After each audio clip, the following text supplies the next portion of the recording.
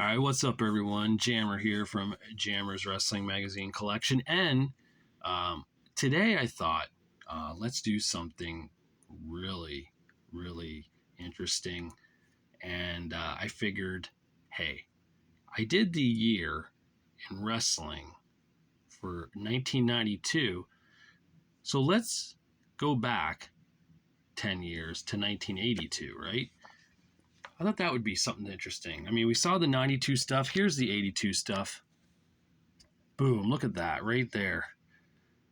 PWI, January 1982. Ric Flair's painful choice. His fans or Dusty's title. He can't have both. And there's WWF champion Bob Backlund. Hulk Hogan, that trophy belongs to me. Well, who would have thunk it that in, a few years, not just that trophy, but that title would be around the Hulkster's waist, right? So there we go, 1982 we're talking here. For January 82 for the wrestler, it's Tommy Rich and the Masked Superstar. Of course, the Masked Superstar, that would be Demolition Axe right there underneath the mask. So that was his gimmick before he became Axe in Demolition. And had a successful run there with Smash. Oh, man. These magazines refuse to, there we go, stay up there. Here we go. Inside Wrestling for January. New NWA champion Ric Flair. Which way will he take the title? That's right, Ric Flair just defeated the American Dream Dusty Rhodes to become the World Heavyweight Champion of the National Wrestling Alliance. I remember they made the announcement on Mid-Atlantic Championship Wrestling because I just watched that episode on the WWE Network about 2 years ago. So that was a big deal when Flair won the belt. For Sports Review Wrestling, Bob Backlund versus Magnificent Morocco. The 2 minutes that foiled the Wizard's 5-year plan. The Wizard, of course, being the Grand Wizard who managed the Magnificent Morocco. And Bob Backlund, of course, still going strong here as WWF champion. Let's see if I can fix this too. There we go. These magazines, these older magazines are kind of more flimsier, I find, than the newer ones, right? Now for February 1982 for Pro Wrestling Illustrated, there it is. Ric Flair, NWA World Champion, all bloodied. Ric Flair versus Harley Race. The price of being champion is blood because Harley Race wanted that title off Ric Flair. And he would get it, just it took a while, right? He got it in 1983. For February 82, for the wrestler, we got Wildfire Tommy Rich and the Nature Boy Ric Flair. NWA World Champion right there. Tommy Rich, former NWA World Champion, held it for 4 days, I think it was, when he beat Harley and lost it back to him. But yeah, they always said that Tommy Rich is once again going to be world champion, and unfortunately never happened. Right? He never once again became world champ.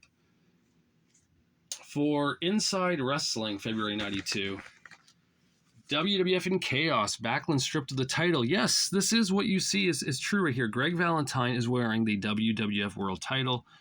What happened was Valentine and Backlund were I believe, they had the match.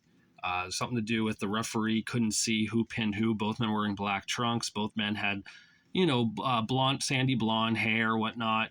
And the referee thought it was Valentine that pinned Backlund. So, yes, Greg Valentine, technically, was he WWF champion? The record books unofficially say he was. So, but it's never been really official, kind of like the whole Antonio Inoki thing in Japan where he defeated Bob Backlund and the WWF didn't acknowledge it, Japan did. But the WWF doesn't acknowledge this either, even though technically they did at that time. It's just really weird, right? I don't know. It's like I said, Vince McMahon likes to kind of change history as it goes. For February 82 Sports Review Wrestling, Mil Mascaras, 1,000 masks, 1,000 moves, but no titles. I've seen this guy work and wrestle, and I was not really impressed. He just does a lot of these flying head dives that look like flying body presses. So for me, I don't know. He had cool masks, but the matches I saw him in, like, yeah, they were later in his career too, so maybe that's why. But I mean, I saw him wrestle Cactus Jack at a Clash of the Champions. I saw him in the 1997 Royal Rumble, and I don't know. I didn't get the hype. That's just me. For March of 82 for PWI, yes, we have the year-end awards. And they kind of tell you right here on the cover. I mean, you got Ric Flair was Wrestler of the Year. Most Improved Wrestler was Kevin Sullivan. Inspirational Wrestler was Bob Backlund. Tag Team of the Year was the Fabulous Freebirds. Most Hated Wrestler was Ken Patera. Match of the Year was Andre the Giant versus Killer Khan.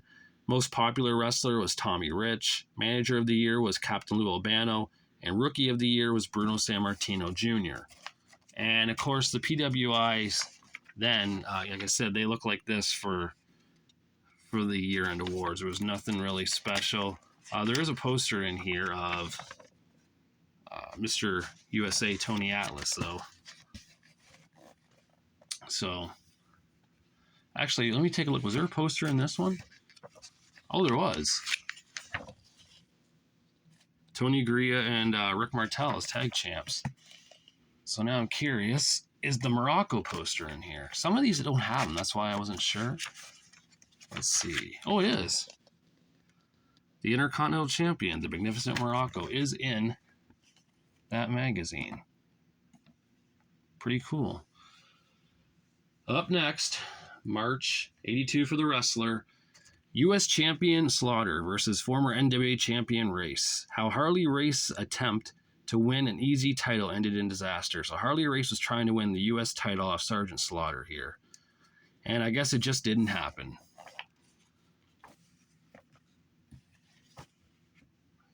In March of 82 for Inside Wrestling, Backlund, Valentine, Texas Death Match.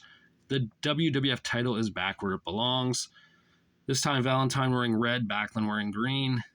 But yes, Bob Backlund, he recaptures the title. So technically they're saying it here that he did lose it. So I don't know. Sports Review Wrestling, March 82.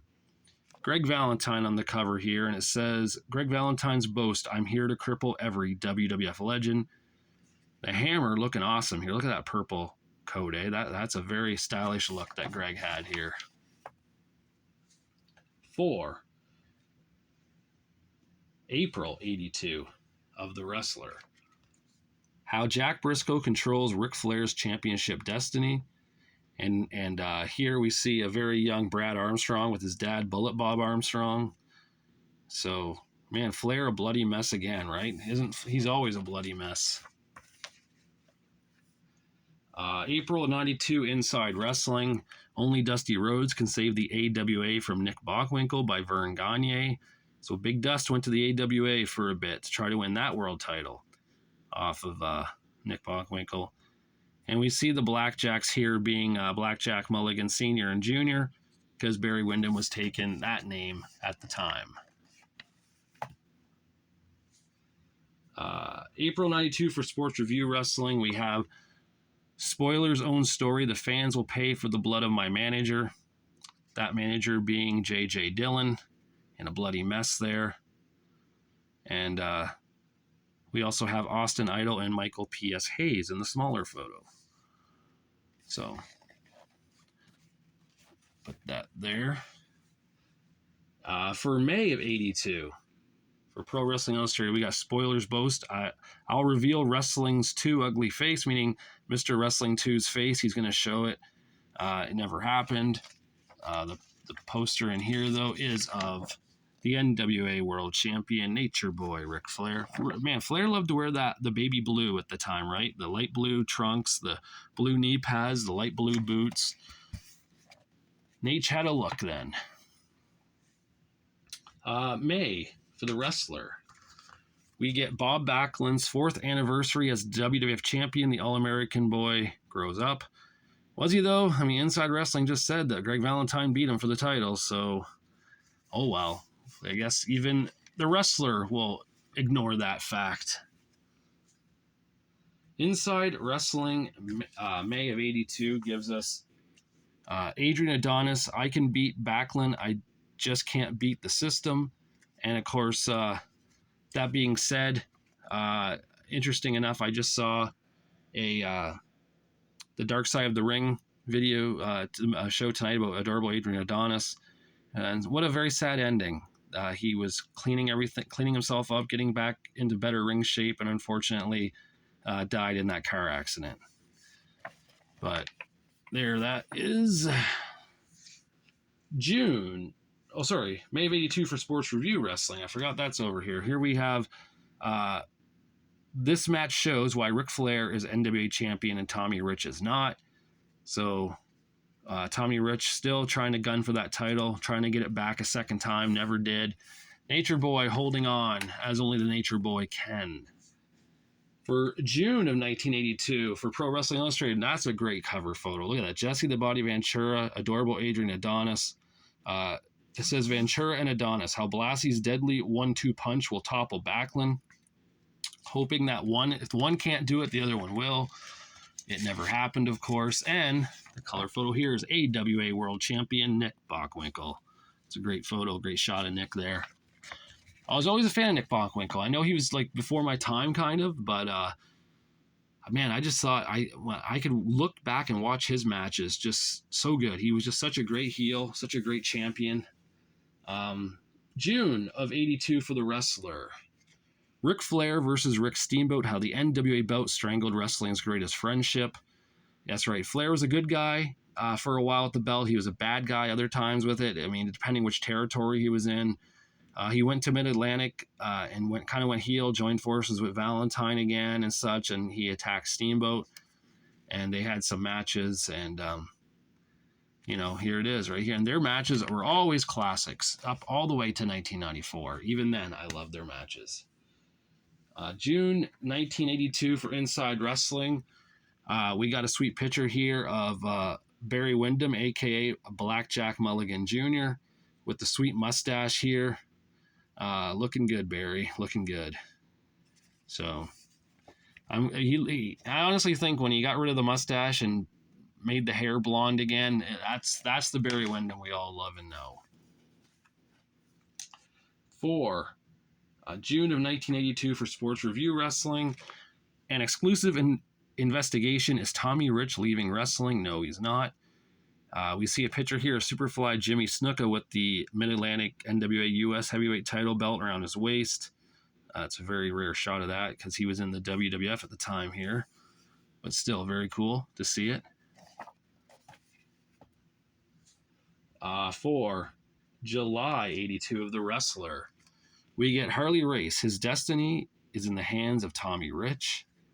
So, I mean, who knows when that match was? That could have been back when they were feuding for the NWA title, right? I don't know. Because like I said, a lot of these photos were just used for the stories on the magazine. So who exactly knows when that match actually took place? If it was current or if it was an older one. July '82 for Inside Wrestling.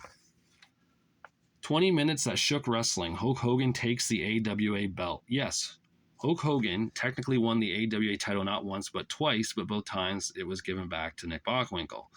If Vern Gagne would have just pulled the trigger and gave the AWA title belt to Hulk Hogan, there probably wouldn't have been a Rockin' Wrestling for the WWF because, that was all about Hulk Hogan going there and shaking everything up. Hogan would have been AWA. Maybe the AWA would have grown, but with Vern at the helm, I doubt it. Unfortunately, he was old school. Hogan made the right choice to leave and go to New York for the World Wrestling Federation. I have no doubt about that. In July 1982, for Sports Review Wrestling, we got Warning to the Fans, Your Love is Destroying Rick Steamboat. That's Austin Idol there, going after Steamboat. And we got a bloody Captain Lou Albano there. Captain Lou, of course, loved to gig his forehead in matches and did it very blatantly, too. If you'd watch matches against such stars like Jimmy Snuka or Pat Patterson, Albano goes to town using his thumb, just carving up his head. It's ridiculous how obvious it is. For August 1982, for Pro Wrestling Illustrated, we get Rick Steamboat and Tommy Rich, friends or rivals? Well, they were friends. They didn't fight, as far as I know. We got Ric Flair there taking a press slam from Butch Reed, it looks like. Looks like Butch Reed doing that. So, but yeah, let's see who the poster is in this one. It's of Dino Bravo, the Canadian International Champion. There's Dino with black hair there. So, looks good. For August of the Wrestler, we get Nick Bockwinkel. Tommy Rich is too stupid to be champion, so it looks like Tommy is trying to win the AWA World title now, and it didn't work. And Rick Steamboat in retirement. Is wrestling losing its best young men? Yeah, Steamboat he retired a few times back then. I don't know why. I remember once it was to open up his gym, and I don't know, just he's like he couldn't make up his mind what he wanted to do. August 92 for Inside Wrestling, we got, is Andre the Giant getting too big for wrestling? There's Andre the Giant and the Masked Superstar, of course, being Demolition Axe there. And there's Bob Backlund and Blackjack Mulligan. Now, interesting. If anyone remembers the machines in the WWF in 1986, there was the Giant Machine, Big Machine, and Super Machine. There's the Giant Machine, there's the Super Machine, and Blackjack Mulligan was the Big Machine. So they were all together as a team, as a group. So pretty ironic and funny, actually, that all three here are on this magazine cover. For August 92 for Sports Review Wrestling, will the Piper Rich feud destroy Georgia wrestling? Talking about Georgia Championship Wrestling, Roddy Piper the villain, Tommy Rich the good guy. Of course, Tommy Rich would go on to feud with Buzz Sawyer in the next year in Georgia as well. And we got Ric Flair versus Dick Slater. The champions hold on the NWA title weekends. So Flair was definitely putting in the miles in the matches during that first title reign, no doubt about that. September 1982, for Pro Wrestling Illustrated, we get Wanted, a man to manage Tommy Rich. That looks like Tommy Rich and Gino Hernandez there. And we get, can Bob Backlund recover from this hideous beating against Superfly Jimmy Snuka? The color pinup here is of Blackjack Mulligan Jr., a.k.a. Barry Windham. So there's that. For September 82 here of The Wrestler, we got Dusty Rhodes returns to Florida, the tragic comeback that should not have happened, and has Fred Blassie's bizarre hold over Blackjack Mulligan. Yes, Dusty was a mainstay in Florida. He would leave for a while, tour, certain places, but always come back to Florida. He loved it there until he eventually left in 1984, killing the territory. So thanks, Big Dust, for doing that. Inside Wrestling 1982, we got Tony Atlas conquers Jesse Ventura. Will either man ever be the same again? And we also have Jack Briscoe and Roddy Piper. The Mid-Atlantic title changes hands. Jack Briscoe leaves Roddy Piper speechless. I want to say Tony Atlas and Jesse were doing arm wrestling matches too on TV. And that was their big thing, and test of strength and all that, like you see in this photo right here. For, was it September of 82, for Sports Review Wrestling, we have David Von Erich, Watch Me Crumble Wrestling's Legends, and then Nick Bockwinkel's Championship in Review, 365 Days of Terror and Turmoil. I think this is when David was in Florida as a villain. He left Texas and went to Florida and was like a bad guy. Wrestled as a heel there, I believe, under Dory Funk and them. So that lasted maybe 6 months or so, maybe close to a year. Then he went back to being a good guy.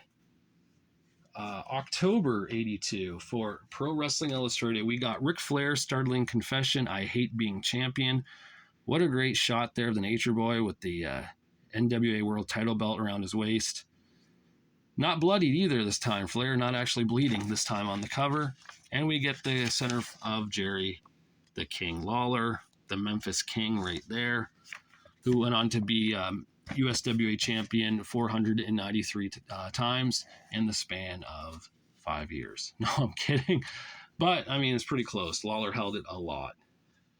And that's not even talking about the other Memphis titles like CWA before that and whatnot, right? So, October 82 for the wrestler, we have why Bob Backlund can't escape the curse of Jimmy Snuka, and has Dusty Rhodes smashed some sense into David Von Erich. So yes, David Von Erich is the villain in Florida, feuding with Dusty, and Snuka is still trying to get that title off Bob Backlund, which of course would end up in that cage match where Snuka dove off the top of the cage and Backlund moved. And that was the big thing at the time until he would actually land it a year later on the Magnificent Morocco. Inside Wrestling, October 82, we get Roddy Piper, I don't have to cheat to defeat Tommy Rich. And Blackjack the Giant Killer, will he be the first to defeat Andre? No. Andre was probably defeated many times before Hogan at WrestleMania 3, but I couldn't tell you who were the ones that defeated him, but I'm 100% sure it did happen. Definitely in Japan, I would say it happened. So, but WWF wants you to know their history and their history alone, right? November 82 for Pro Wrestling Illustrated. We got Cowboy Bob Orton's terror pact with Jimmy Snuka, their plot to overthrow the WWF, and Hulkamania. There's Hulk Hogan wearing a PWI t-shirt. He was living large in the AWA at the time.